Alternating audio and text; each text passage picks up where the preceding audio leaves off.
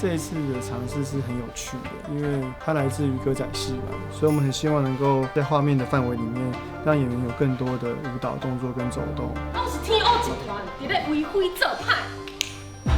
所以走，这怎样一下？你是我，点头。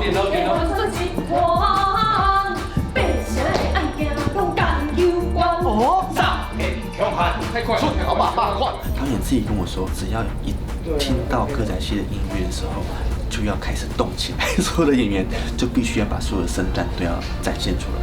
他说，那才是这出戏最大的特色。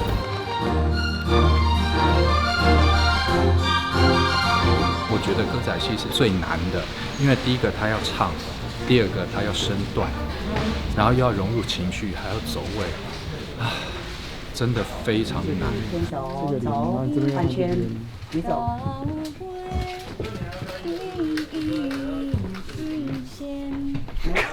打结了。好，走这里，他的朱路这边看着他，换手过来，然后这边过来这里，然后看着他。老师，你去换那个周一台的换。我不想。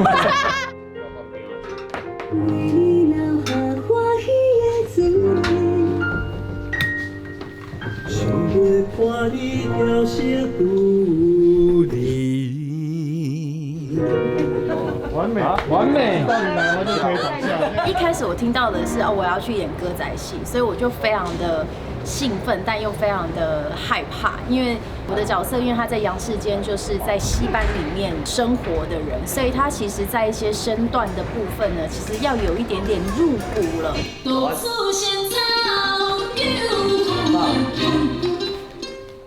对，很好。其实我在练的这个过程当中，美云姐的戏班的这些徒弟们，他们非常有耐心，然后也很热心的，其实陪着我一起去练。走，好，雕一个过去。这样吗？中间，对，你在中间。手在前面。手在前面。你那边好一点。雕完之后就下来，这样子。